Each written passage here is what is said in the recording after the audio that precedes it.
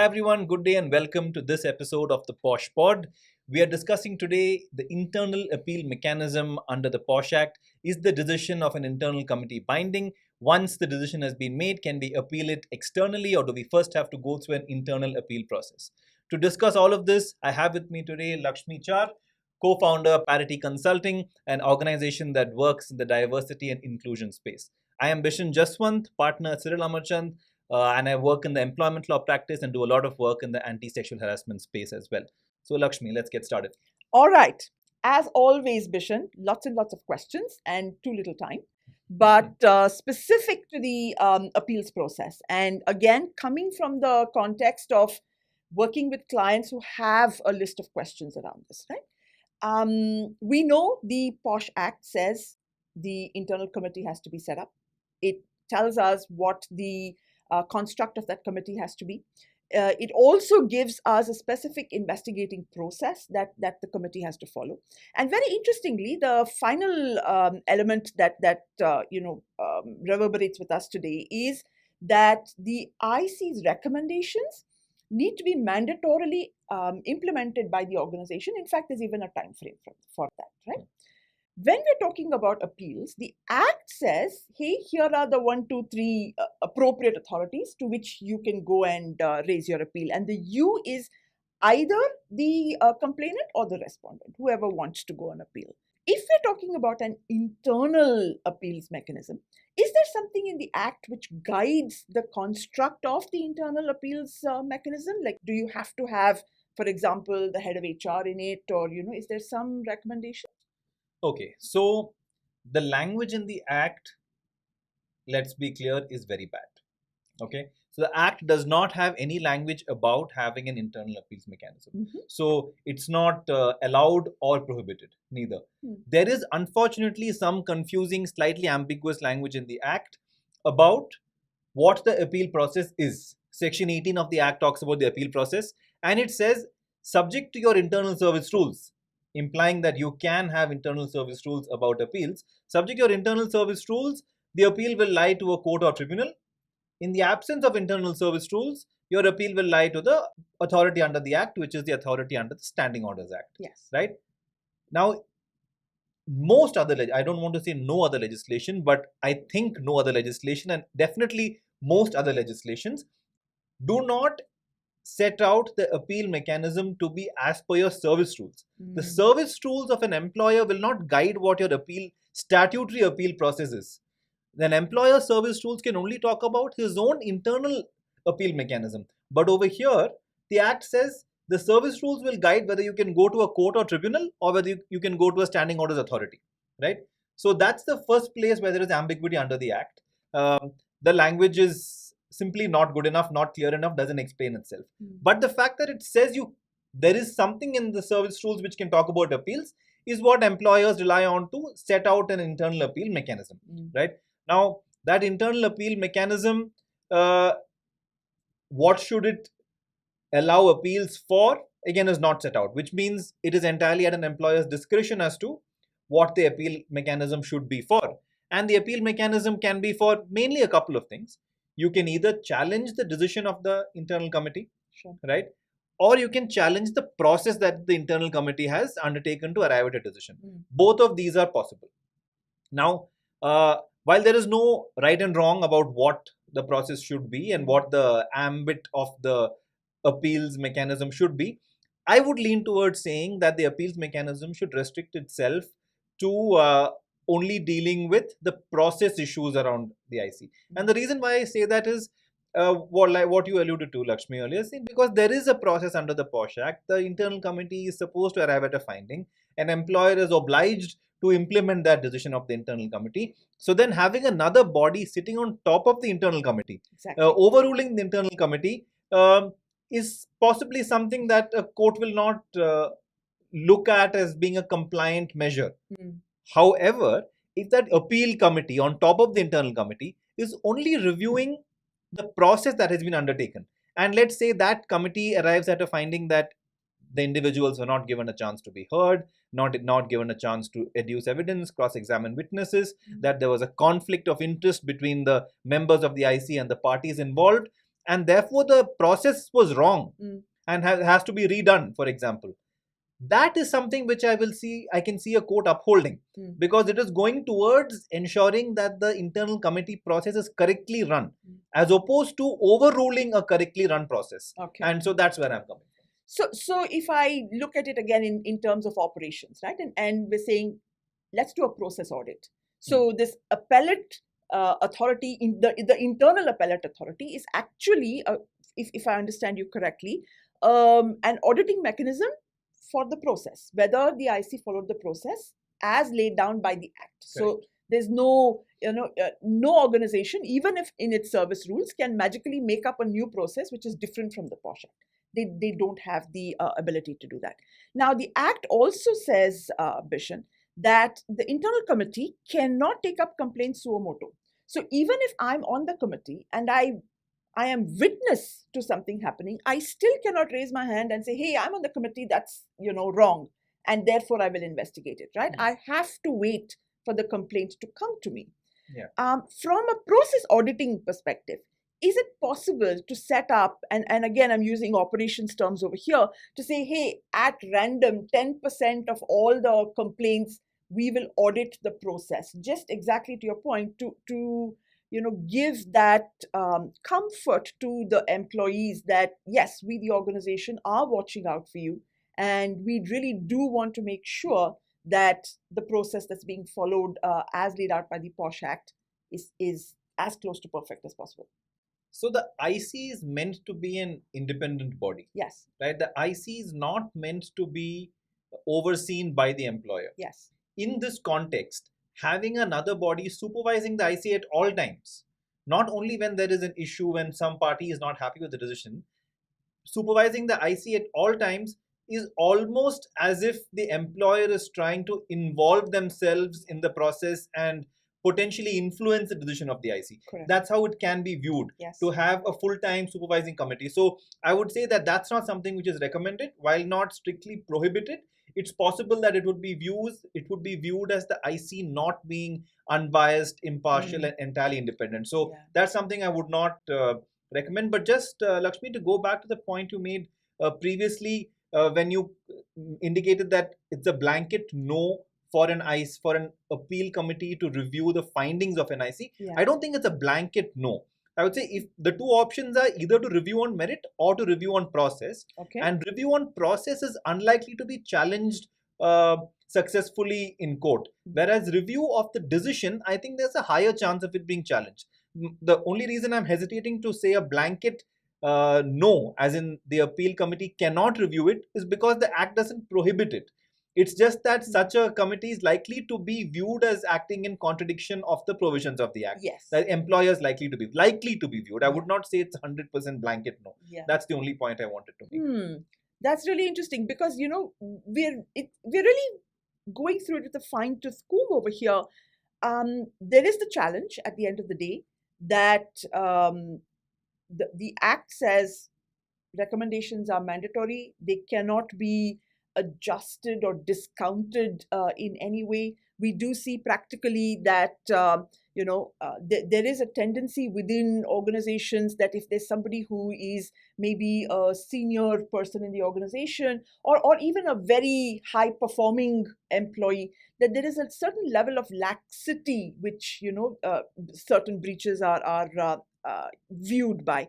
So given all of that, at Parity, I know that we kind of recommend stay away from an internal appeals committee. Definitely, obviously, have your internal committee. And wherever required, let either the complainant or the respondent use the statutory appeals mechanism. But I'd love to hear other voices on this also. So, hey viewers, it'll be great if you can write in what has been your experience. Have you been in an organization where an appeals committee is in place? If so, how well has it worked? What have you seen in your workplace?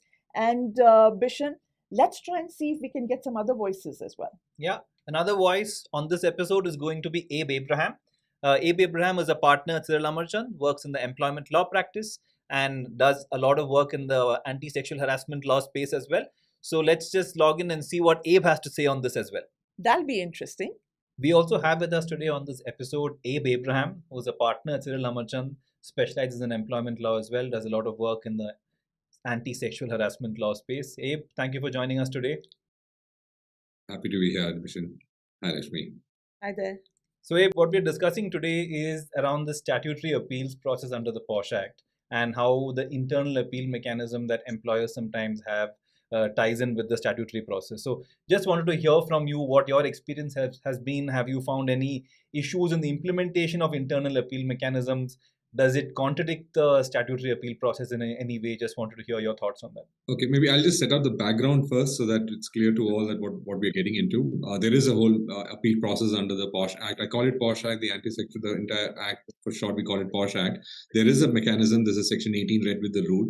That's very simple. What it says is that for any action, for any recommendations done that you're not happy about, you can, if you have service regulations, you can go to the court or to the tribunal. And by chance you don't have service regulations, then you have to go to the appellate authority under the Standing Orders Act. That's all. So basically the concept is that they identify the appellate body, which is a body outside of the organization. And the reason that obviously is because an appellate body has to be unbiased. And that's the reason they have created that system. What we have seen in my experience, I've seen that most of them, of course, talk about appellate bodies as per the law.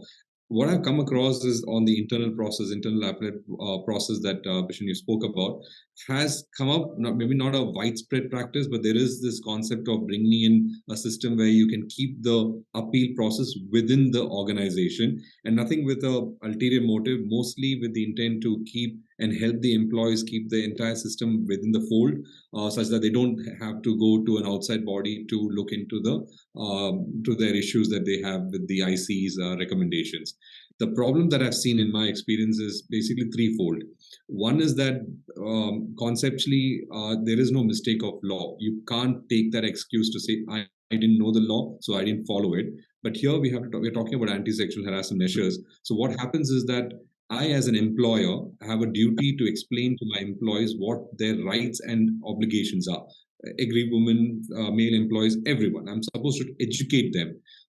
So as part of that, if I, in my policy, find a clause which says that the internal mechanism for appeal process is available, there is a risk that I see for employers that the employees might think that that is the only appeal process that is left. There is no appeal process outside of the system, which is an incorrect view, because even if you provide an internal system, they do have a right to go outside of the system because the law provides for it. So I think one caution that we all have to think about or we need to consider is that when we draft these policies, perhaps even if you want to have an internal process, identify that this is just an internal mechanism and every employee has the right to utilize the system that is there under law. So that's something that I think we all, when we draft, when we talk to the companies, that's something that they should just think about.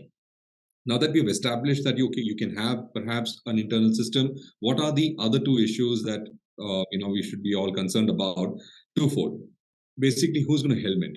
The IC body requires certain people from the organization. One, of course, is an unbiased member, which is fine, but others are all from the organization. Experience says that, though the law says get the IC members trained, help them, support them, we do all that. And now we have an internal appeal process. Who's going to help it? Because you already sometimes suffer the consequence of a poorly run IC. And if you don't have a properly, the person who can do a proper appeal hearing, that is just going to nullify everything that you're doing. So there is an effort then. The thing is, just not create system which you can't back it. You need to then put the effort to train the person also, such that the entire process looks and feels and is actually unbiased. So that's the second challenge I feel that an employer might face, because the appeal process that I'm talking about internal is always going to be held by somebody in the company. So you need to be very careful who that person is. It can't be just an identified body and then find out later there's a conflict of interest, because IC, of course, is unbiased. There's a whole system that you need to follow. But if the order comes through and the appeal body is somebody who is conflicted, it just doesn't make sense. So just be very careful of how you look into who needs to helm that process. That's one challenge that I think, very clearly we know that exists. And the other point is, what is this appeal for? Appeal, of course, is against a recommendation made, and a recommendation could be that the respondent goes scot-free. That's one. Second, it could be against the finding of guilt against the respondent. So, of course, the respondent also can go for appeal. Now, just think about it. You have an internal system where you're saying anybody can approach the internal appeal process and challenge the IC's recommendations. How practical is it going to be? Just thinking aloud, where a recommendation of a serious guilt has been established, and based on that, a termination order has been issued. I don't know how practical it's going to be for the appellate body for it to change that recommendation. It's going to be very difficult because you need to be brave. So put it on record that I don't agree with this, then there is an issue really with the IC. That will just create more issues for the organization if anyone involved in the entire complaint mechanism goes outside and challenges it. So are you better off not doing so and allowing any of them who don't believe in the recommendation, just to allow them to do the right thing by going to the appeal process under the law, is a thought that I think we all need to, or the employers at least need to consider. These are the challenges that I've seen in this internal appeal process, Bishen. Thanks, Abe. If before you go though, if I can ask one follow-up question. See, you discussed in the last point about how it may be impractical and how the appeal body can really, reverse a decision on a serious guilt issue. I mean, where the guilt is determined and an order has been passed. Do you think though that it is illegal to have an internal appeal mechanism? Because the act doesn't provide for it. Employer needs to take action based on the IC's finding. Now, can some other body change the IC's decision? Do you think there's an issue there? Right. So I don't think it will be legal so long as, the way I said, right, in my policy, if I made it very clear, it's a process that anybody who wants to voluntarily go for, happy to hear it. But I should be clear in my policy that they have an inherent right to approach the appellate body, who is the ultimate agency who looks into these things. So can I say that if that is right, I don't see illegality there. But what your point is, second point was, can the internal appeal process, and it can happen, and the question I think you've raised is, let the internal process run through the entire proceedings and check it, and then decide that, sorry, I don't feel he's guilty. I don't see any value to it, because ultimately, if you don't implement the recommendation of the IC, so the IC has come out with a recommendation, found guilty and found recommendation. The internal body says, I don't agree, I cancel it out, I allow him to go scot-free. Net, the order has not been implemented. So, if, for example, in this case, it will be the aggrieved woman who's going to challenge. She has every right to challenge it. And what she's going to do is, she's going to pick this up to say that the entire IC process also, even the recommendation is in our favor, there is more to it than what has been caught by the IC. And therefore, the entire process should be brought before the judicial intervention or judicial scrutiny. That is not a good position at all. Is the actual issue with the way we may have the IC, but illegality, so long as I'm very clear, I'm giving you the option of going to the authorities, not taking it away. I don't think having an internal system is a problem. It's not illegal, but it's got ramifications on the organ. So actually, Abe, I have a question as well, and not so much about the illegality, but more in terms of the optics. Because the act is very clear. It says, constitute the IC. Here are the parameters for you to do it. This is the process you have to follow for the investigation. The recommendations are mandatory for the organization to implement. Now we're saying, if we have an internal appeal committee, what that then means is that typically and practically, that somebody perhaps who's designation-wise or in the hierarchy senior to the folk in the IC, those people are going to question the IC, right? So then, where is the trust and confidence in the employee base? If another woman has a complaint that she would like to raise, is she going to think for herself that, hey, my friend raised the complaint, and even though the IC found in her favor, but the head of HR, and I'm making this up, the head of HR came in and said, nope, not happening. What's the point, right? So then, which then becomes a challenge for implementation of POSH as a whole. As a whole, and a questioning of the IC itself, the fact that they exist and what exactly. So, Laxmi, the point here is, I think that's why we need to be we have to think carefully. The first reaction would be, don't need it. let them go with the outside agency, because there is a statutory body, and the statutory body is not an internal. To be very clear, it's court, tribunal, or the appellate authority under the ISO. He's been appointed by law under the standing order. So you don't necessarily have to have it. The easiest answer to all this, take away all the issues, would be stick to the law, give them that possibility. And I said, it's not a widespread phenomena that I'm seeing that everybody has it shoved into their policy saying have an internal policy. It's not happening that way, but illegal it may not be, but there are ramifications. So I think your point is very clear. You need to be extremely cautious about why do you need it? What is the purpose that you're solving? And once it is there, you can't wish it away, because then any person, even the angry woman, can try it. She can always come to it, but if it goes negative against her, I don't think then the organization is going to be well served with what it has ended up with. Great. Thank you so much, Abe. Really appreciate your insights. Thanks for joining this podcast, Abe. Thank you. Thank you for having me here. Have a great day, everyone. Good day. Bye. Thank you, Abe. Take care. Bye-bye. Bishen, that was really interesting what Abe had to say. What's your take on that? So, I think there are a couple of factors to consider, to discuss here. One is that the POSH Act itself only protects women, right? And so any statutory appeal mechanisms which are available under the POSH Act will only be available to women. So if you don't have if an employer has gender neutral policies, and we are seeing a lot of companies today have gender neutral policies, and which means when there is a complaint by a man and the man cannot use the statutory appeal mechanism available under the Act, which then leaves him with no appeal mechanism, which is a good reason to have an internal appeal mechanism.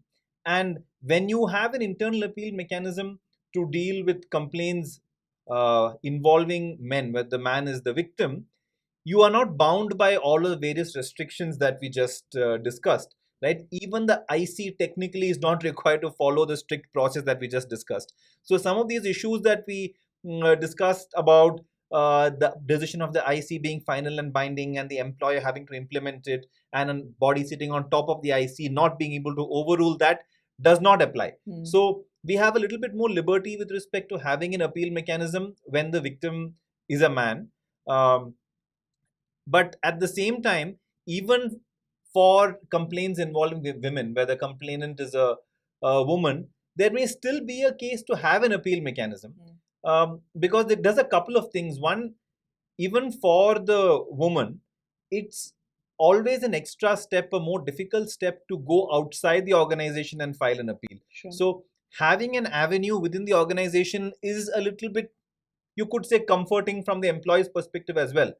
And even from the employer's perspective, like Abe indicated, it's not necessarily with an ulterior motive, but the employer has an opportunity to prevent a sensitive matter from becoming public, which is in the interest of the employees as well. It's one step before it goes to a statutory appeal.